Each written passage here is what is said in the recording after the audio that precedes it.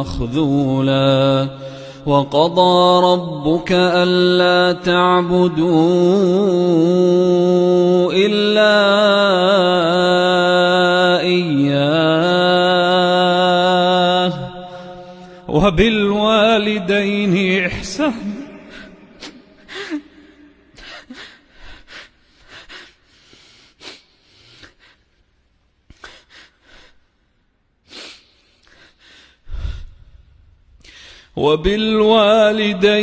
إحسانا